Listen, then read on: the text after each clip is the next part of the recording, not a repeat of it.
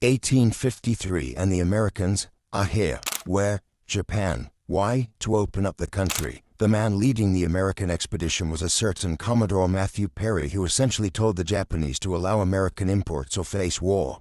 For the previous 200 years, Japan had been closed to all foreigners under the pain of death, because as far as the Japanese were concerned, foreigners were a tad meddlesome. The orders to close the borders had come from the Bakufu, also known as the Shogunate. The Bakufu was the central government of Japan, which was led by a shogun who lived in Edo. Technically, he was appointed by the emperor who lived in Kyoto, but frankly, the emperor was just a puppet. Japan at this point was very decentralized, with regional daimyo able to set their own tax rates. It was also undergoing a period of major economic stagnation, and there were social tensions bubbling away under the surface. Inflation and famine swept the countryside, and many were noticing the increased wealth of the merchant class despite them being at the bottom of the social hierarchy. It was within the context of this period of tension that the Americans had arrived, and they pledged to return a year later to hear the Japanese response. Apparently, Commodore Perry couldn't wait that long, and so returned about 6 months later, this time with more ships, and the Japanese signed a treaty to allow trade. And soon after that, the British arrived and gained a similar deal. By 1858, Japan had established formal relations and trading agreements with the US, Britain, the Russian Empire, the Netherlands, and France. These concessions to foreign powers made the Bakufu look weak. There were major splits among Japan's daimyo about how to respond to outside threats. To make things worse, the shogun was also dying and an heir had to be selected. So in order to promote unity, the chief counselor of the Bakufu, Hotta Masayoshi, asked the Emperor Komai to give his approval to the trade deals and the shogun's heir. Well, the emperor said no, and Hotta resigned in shame. Some daimyo, such as that of Chosi, rallied against the shogun, and by 1866 Japan was in crisis. The new shogun Yoshinobu attempted to crush Chosu and to restore order, but was defeated when the daimyo of Satsuma refused to help. The Bakufu's defeat led Chosu and Satsuma to march from Kyoto, which they captured in 1867. Whilst there, the new Emperor Meiji announced the restoration of the emperor as the ruler of Japan. This kick-started what is known as the Boshin War, which the shogunate quickly lost. This was coincided with the modernization of Japanese military tactics, and both sides had received help from the West. Having been victorious, Emperor Meiji moved from Kyoto to Edo, which was renamed Tokyo, from where he would run Japan. Over the next couple of decades, the imperial government began the process of nation building, such as by building a new shrine in Tokyo for Japan's war dead and by dismantling the social hierarchies of the past. The late 19th century also saw the creation of Japan's first political parties, who argued over important new issues such as representation or whether or not Korea should be immediately invaded. The Japanese military went through a period of reform as well. For a start, Japan now had a national military which fought under one flag. At first, it consisted exclusively of samurai, but with reform by Field Marshal Yamagata Aritomo, who introduced national conscription for all men over 20. Also, during the closing decades of the 19th century, Japan underwent a period of massive industrialization. Railways started to spring up from 1872 alongside numerous textile factories, much of which was paid for by the state. Of course, the state had other expenses, such as paying off samurai, who up until this point received an annual payment from the local daimyo. This payment, called a stipend, was carried over to the new imperial government and was very expensive. Needless to say, the government spending almost half of its income paying a bunch of samurai was controversial, and beginning in 1871 the government started to phase it out. So, the samurai at this point were becoming quite upset. They were no longer at the top of the social strata, stopped receiving free money, and weren't even seen as the honorable defenders of Japan, since any old peasant could join the army now. This resentment led to the Satsuma Rebellion of 1877, which the new conscript army was able to crush quite handily. The major changes Japan underwent during the second half of the 19th century culminated in the 1889 Constitution. This constitution created a Western-style government with a prime minister who served under the emperor and with an elected lower house, although the vast majority of men and no women could vote. Culture at this time also underwent massive changes, and the people of Japan had the difficult task to define what it meant to be Japanese. The government attempted to aid the creation of a Japanese identity through the new education system. This, alongside conscription, was used to promote and foster a shared sense of identity. So Japan quickly found itself becoming an ambitious modern nation-state. And what was the one thing that all the great nation-states of the world had at this point? They had empires, which meant Japan wanted one too. This kick-started a period of imperial expansion. In 1875, Japan took the Ryukyu Island, the best known being Okinawa. After that, Japan turned its eye to Korea, which at this point was a puppet of China. To people like Aritomo, Korea was going to be conquered eventually, so it may as well have been by Japan.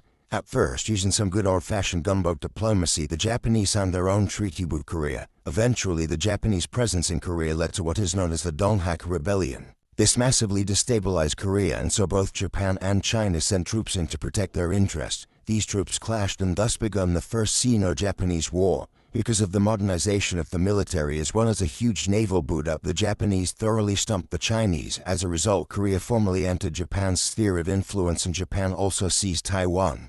China also ceded here the Liaodong Peninsula, but after threats from Russia, Japan gave it up. Japan wanted to be seen by Westerners as their equal. This didn't happen despite the fact that Japan actually provided the most troops and ships to the Eight-Nation Alliance, which put down the Boxer Rebellion in China between 1899 and 1902. The Boxer Rebellion was essentially an uprising designed to remove foreigners from China, but these countries intervened and eventually the rebellion was crushed.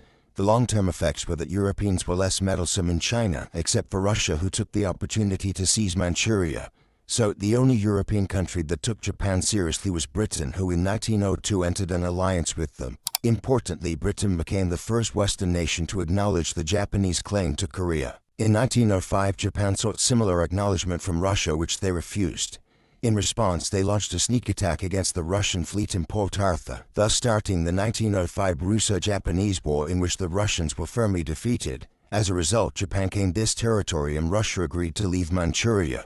Very little happened in the next decade unless you were Emperor Meiji, because that was when you died, or unless you were Korea, because that was when you were annexed. In 1914, Britain called Japan into World War I, which Japan used as an excuse to grapple with these German territories. It also used the chaos to issue the 21 demands to China. These were rejected and eventually only 13 of these demands were agreed upon. Japan gained influence over Manchuria, but it sowed division between Japan and Britain, as well as upsetting the United States. For its help during the war, Japan was invited to join in drafting the Treaty of Versailles and in establishing the League of Nations. Japan asked for the League to consider all races as equal. This was rejected formally by the Americans, but it was mostly because of Britain, since it would have meant that Britain had to consider its colonial subjects as equals, which wasn't going to happen. In 1920, Britain abandoned the Anglo-Japanese alliance, and the next year, alongside the United States, convened the Washington Naval Conference. This sought to limit the number of large ships each country's navy could have, with only Britain and the United States being allowed the most. The next year, things wouldn't get much better for Japan due to a major earthquake which killed 150,000 people. Furthermore, the Japanese economy collapsed and the military became much more influential in politics. In 1926, Emperor Showa, better known in the West as Emperor Hirohito, ascended the throne, and his reign saw the continued growth of emperor worship. On September 18, 1931, a detachment of the Japanese army in Manchuria attempted to destroy a piece of railway. They blamed Chinese rebels, and this was used as pretext for invasion, and by February the next year, Manchuria was a Japanese puppet state. This was condemned by the League of Nations, and in response Japan withdrew, isolating itself. The army in Japan was becoming more ambitious, and in 1936 there was even an attempted coup by one of its factions. This was crushed by the emperor, who had given his support to another faction, but either way the military was effectively in control of Japan's government. The army wanted to further expand Japanese power, and this led to what is known as the Marco Polo Bridge Incident in 1937, where Japanese and Chinese troops exchanged fire. The new Prime Minister Fumimaro Konoe, who was originally appointed to rein in the army, authorized an invasion. Within a few months the Japanese had advanced all the way to Nanjing, where the infamous Nanjing Massacre occurred, whereby tens of thousands of civilians were raped and murdered. In 1941, the United States under Franklin D. Roosevelt began an oil embargo against Japan. Japan refused to back down to what they saw as American meddling, and on December 7, 1941, launched the infamous attack on Pearl Harbor, which saw 4,000 American casualties compared to Japan's 65. At the same time, Japanese forces attacked the British colonies of Malaya, Singapore, and Hong Kong. Initially, Japan did very well, winning major victories over the European powers, notably the Battle of Singapore in 1942, which saw 80,000 British soldiers surrender. By mid-1942, Japan held all of this territory, but its advances were stolen because it was too much territory to hold. Many of the European territories seized by the Japanese had puppet governments installed. Importantly, these governments were run by the native peoples there, which helped spur on independent movements even after the war. Japanese luck began to change when the American strategy of island hopping, as well as some major naval defeats such as the Battle of Midway and the Battle of Leyte Gulf, meant that Japan could no longer adequately project power.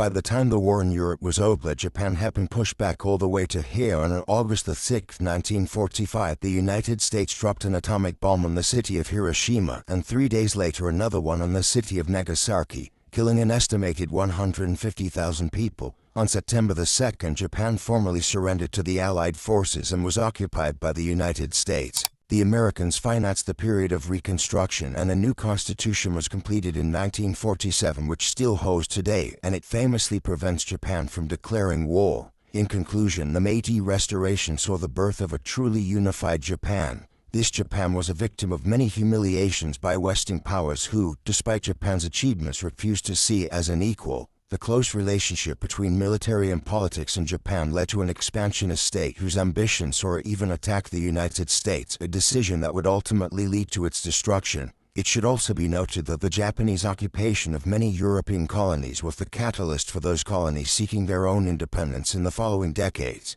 I hope you enjoyed this episode and thank you for watching.